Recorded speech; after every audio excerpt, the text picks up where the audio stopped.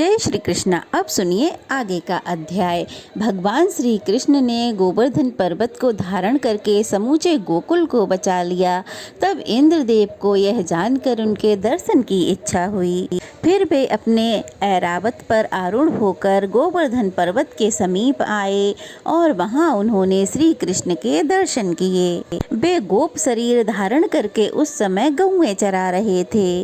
उनका पराक्रम अद्भुत था। संपूर्ण जगत के रक्षक भगवान श्री कृष्ण वहां ग्वाल बालों से घिरे हुए खड़े थे।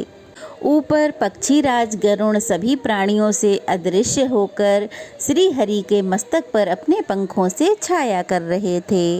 यह देख देवराज इंद्र एकांत में अपने ऐरावत से उतरे और एकटक देखते हुए मुस्कुराकर भगवान श्री कृष्ण से बोले, महाबाहु श्री कृष्ण, मैं आपके पास जिस कार्य से आया हूँ उसे सुनिए। मेरे प्रति कोई अन्यथा विचार नहीं करना चाहिए। आप ही संपूर्ण जगत के आधार हैं और पृथ्वी का भार उतारने के लिए इस पृथ्वी पर अवतरित हुए हैं।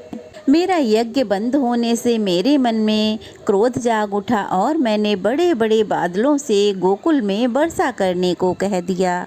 उन्होंने ही ये महासंहार मचाया है, लेकिन आपने गोवर्धन पर्वत को धारण करके समस्त गौओं और गोपों को बचा लिया। हे प्रभु, आपके इस प्रयोजन से सबको सफलता मिली है। मैं तो ऐसा मानता हूँ देवताओं का प्रयोजन आज ही सफल हो गया, क्योंकि आपने एक ही हाथ से इस गिरिराज को ऊपर जो उठा रखा था। हे श्री कृष्ण, आपने गौओं की बहुत बड़ी रक्षा की है, इसीलिए मैं गौओं की प्रेरणा से यहाँ आपका आदर करने के लिए आया हूँ।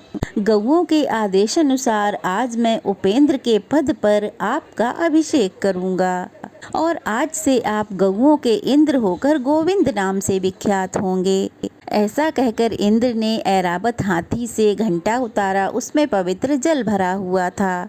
उस दिव्य जल से उन्होंने भगवान श्री कृष्ण का अभिषेक किया। श्री कृष्ण का अभिषेक होते ही गौओं ने तत्काल अपने थनों से दूध की धारा निकालकर पृथ्वी को भिगो दिया।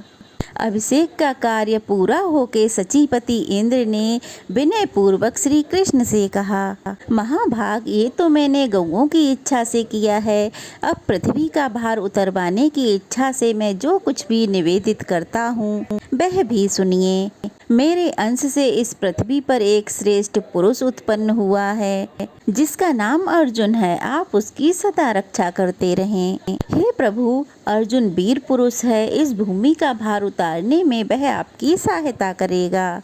जैसे अपनी रक्षा की जाती है, वैसे ही आपको अर्जुन की भी रक्षा करनी चाहिए। तब श्री कृष्ण कहने लगे, देवराज, मैं जानता हूँ भारतवर्ष में आपके अंश से अर्जुन की उत्पत्ति हुई है और मैं जब तक इस भूतल पर रहूंगा अर्जुन की रक्षा करता रहूंगा। मेरे रहते भूतल पर अर्जुन को कोई जीत नहीं सकेगा। महाबाहु कंस, अरिष्टासुर, केसी, कुबलिया पीठ, नरकासुर, इन सब दैत्यों के मारे जाने के बाद महाभारत का युद्ध होगा। उसकी समाप्ति होने पर यह जानना चाहिए कि पृथ्वी का भार उतर गया। अब आप जाइए, पुत्र के लिए कोई चिंता मत कीजिए। मेरे रहते अर्जुन को कोई जीत नहीं सकेगा। केवल अर्जुन के ही कारण मैं युधिष्ठिर आदि 5 पांडवों को कुंती देवी के समीप सकुशल लौटाऊंगा। श्री कृष्ण के ऐसा कहने पर देवराज इंद्र ने उन्हें अपनी छाती से लगाया और ऐरावत पर आरूढ़ होकर पुनः वहां से लौट गए। इसके बाद भगवान श्री कृष्ण गौओं और ग्वाल बालों के साथ ब्रज में लौट आए। गोपियों की आंखें उनकी रास्ते पे लगी हुई थीं। उनके आने से यह सब तृप्त हो गया। इंद्र के चले जाने पर गोपों ने अनायास ही पवित्र कर्म करने वाले श्री कृष्ण से कहा, हे महाभाग, आपने गोवर्धन पर्वत उठाकर हमारी तथा गौओं की रक्षा की है। हे तात, यह अनुपम बाल लीला और समाज में नीचा समझा जाने वाला ग्वाले का स्वरूप और यह दिव्य कर्म, यह सब क्या है प्रभु? आपने जल में प्रवेश करके कालिया नाग का दमन किया, प्रलंब को मार गिराया और गोवर्धन पर्वत को अपने हाथ पर उठा लिया। हे प्रभु, इससे तो हमारे हृदय में संदेह होता है। हम परम पावन श्री हरि के कदमों की सौगंध खाकर कहते हैं, आपकी इस दिव्य शक्ति को देखते हुए हमें विश्वास नहीं होता कि आप मनुष्य हैं। आप देवता हैं या दानव, यक्ष हैं या गंधर्व, इन सब बातों को विचार करने से हमारा क्या लाभ है। आप चाहे कोई भी क्यों न हो, इस समय हमारे बंधु बांधव हैं, इसलिए आपको नमस्कार है। हम देख रहे हैं स्त्री तथा बालकों सहित समस्त ब्रज का आपके प्रति प्रेम बढ़ रहा है, और ये आपका कर्म भी ऐसा है जिसे समस्त देवता भी नहीं कर सकते। अभी तो आप बालक हैं, फिर भी आपके बल की कोई सीमा नहीं है। इधर आपने हम लोगों में जन्म लिया है जो कि अच्छी श्रेणी में नहीं गिना जाता। हे प्रभु, इन सब बातों पे विचार करने से आप हमारे मन में शंका उत्पन्न कर देते हैं। गोपों की यह बात सुनकर भगवान कुछ समय प्रेम के लिए रूठकर चुपचाप बैठे रहे। फिर इस प्रकार बोले, गोपगण, यदि मेरे साथ संबंध होने से आपको लज्जा नहीं आती हो, अथवा अगर मैं आप लोगों का प्रिय हूँ, तो इस प्रकार विचार करने की क्या जरूरत है। अगर मेरे प्रति आपका प्रेम है तो मेरे प्रति अपने बंधु बांधवों के समान ही प्रेम रखिए। मैं ना तो देवता हूँ, ना गंधर्व हूँ, ना यक्ष हूँ और ना ही दानव हूँ। मैं तो आपका बंधु होकर उत्पन्न हुआ हूँ, इसलिए आपको केवल यही मानना चाहिए, किसी भी विचार को अपने मन में नहीं लाना चाहिए। श्री कृष्ण के यह वचन सुनकर सभी गोप मौन हो गए और यह सोचकर कि कन्हैया हमारी बात से रूठ गया है, चुपचाप वहाँ से चले गए।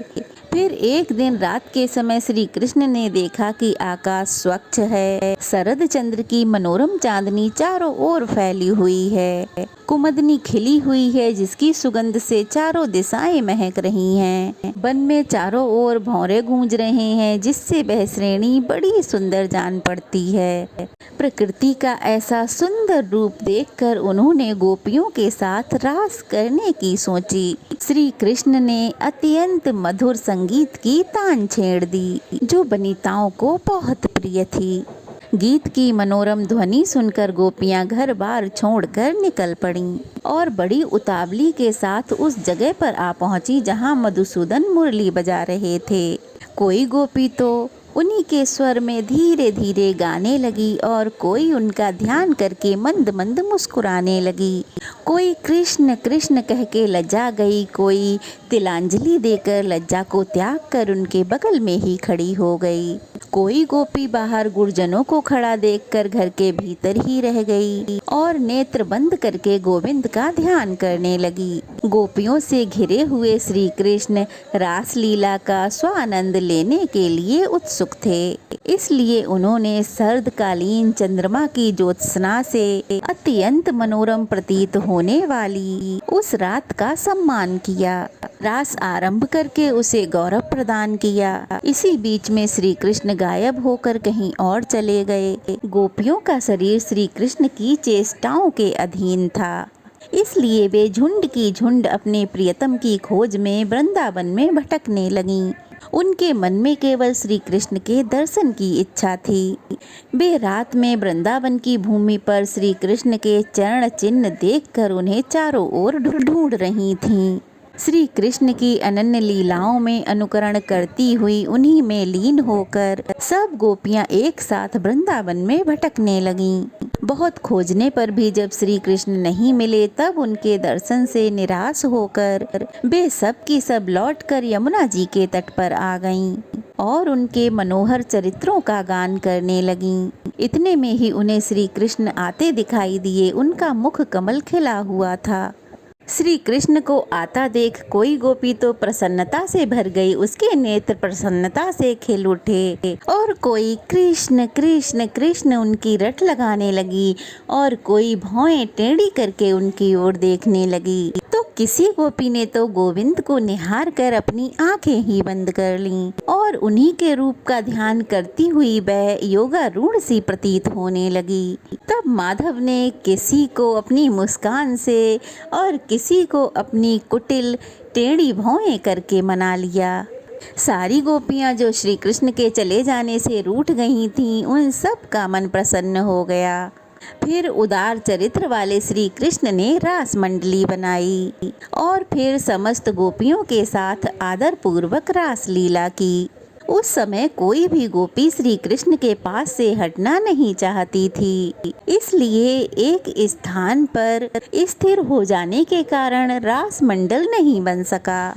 तब श्री कृष्ण ने एक एक गोपी का हाथ पकड़कर रास मंडल की रचना की। उस समय उनके हाथ का स्पर्श पाकर हर गोपी की आंखें आनंद से मुद जाती थीं। इसके बाद रास लीला आरंभ हुई। चंचल चूड़ियों की झनकार के साथ क्रमशः शरद ऋतु की शोभा के योग्य गीत गाए जाने लगे। उस समय श्री कृष्ण शरद ऋतु के चंद्रमा का, उनकी चारु चंद्रिका का और उनके मनोहर कुमुद वन का वर्णन करते हुए गीत गा रहे थे, किंतु गोपियां बारंबार केवल श्री कृष्ण के नामों का ही गान करती थीं। श्री कृष्ण जितने ऊंचे स्वर में रास का गीत गाते, उससे दुगने ऊंचे स्वर में गोपियां धन्य कृष्ण ऐसे उच्चारण करती। भगवान आगे चलते तो गोपियां उनके पीछे पीछे चलती, और जब वे पीछे को लौट जाते तो गोपियां उनके पीछे मुंह करती और मंद मंद मुस्काती। इस प्रकार वे अनुलोम और प्रतिलोम गति से श्री कृष्ण का साथ दे रही थीं। मधुसूदन ने उस समय गोपियों के साथ ऐसा रास किया जिससे उन्हें उनके बिना एक क्षण भी करोड़ वर्षों के समान लगने लगा। भगवान श्री कृष्ण सबके ईश्वर हैं। वे गोपियों में, उनके पतियों में और समस्त भूतों में भी निवास करते हैं। वे आत्म रूप से संपूर्ण विश्व में व्याप्त हैं। जैसे जैसे सब प्राणियों में पृथ्वी, जल, आकाश, वायु, प्रकाश और आत्मा है, ठीक उसी प्रकार भगवान भी सबको व्याप्त करके स्थित हैं। एक दिन जब श्री कृष्ण रास लीला में व्यस्त थे, तब अरिष्टासुर नाम का एक दानव समस्त ब्रजवासियों को कष्ट देता हुआ वहां आया। उसका शरीर जल से भरे मेघ के समान काला था। सींग तीखे थे, आंखें सूर्य की तरह तेजस्वी दिखाई दे रही थीं। वो अपने खुरों के आगे के भाग से पृथ्वी को खोद रहा था और दांत पीसता हुआ अपने दोनों होठों को बार बार जीभ से चाटता था। उसके कंधे की गांठें बहुत कठोर थीं और उसने क्रोध के मारे अपनी पूंछ ऊपर उठा रखी थी। उसकी गर्दन लंबी और मुख विशाल था। वृक्षों से टक्कर होने के कारण उसके माथे पर गहरे घाव थे। सांड का रूप धारण करने वाला वह दैत्य गौओं के गर्भ गिरा देता था और सबको बड़े बेग से मारता हुआ सदा वन में घूमा करता था। उसके नेत्र बड़े भयंकर थे। उसे देखकर समस्त गोप और गोपांगिनाएं भय से व्याकुल हो गईं और कृष्ण कृष्ण पुकारने लगीं। उनका यह विलाप सुनकर श्री कृष्ण ने ताल ठोंकते हुए गर्जना की। वह शब्द सुनकर वह राक्षस श्री कृष्ण की ओर दौड़ पड़ा। उसकी आंखें श्री कृष्ण के पेट की ओर लगी हुई थीं और सामने उन्हीं की सीध में उसने सींगों का भाग कर रखा था। उस महाबली दैत्य को आते देख श्री कृष्ण अवहेलना पूर्वक हंसने लगे और अपने स्थान से तिल भर भी पीछे नहीं हटे। जैसे भी वह दैत्य उनके पास आया तो मधुसूदन ने झट से उसके दोनों सींग पकड़ लिए और अपने घुटने से उसकी कोख पर प्रहार कर दिया। सींग पकड़े जाने से वह दानव हिल डुल नहीं पा रहा था।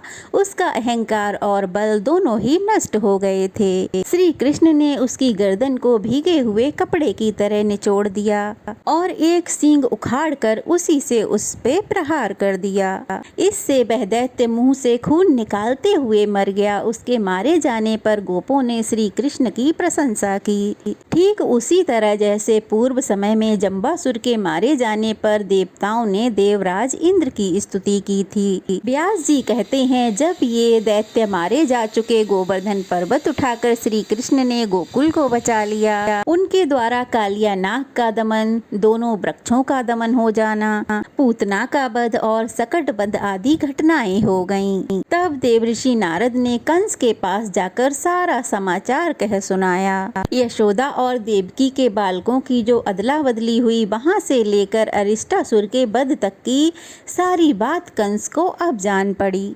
फिर उसने यह सुनकर वसुदेव जी के प्रति बड़ा क्रोध किया। फिर आगे के कर्तव्य के विषय में इस प्रकार विचार किया। बलराम और कृष्ण अभी बालक हैं, जब तक वे युवा होकर और बलशाली नहीं हो जाते तब तक ही मुझे उनका वध कर देना चाहिए। युवा होने पर तो वे और बलवान हो जाएंगे।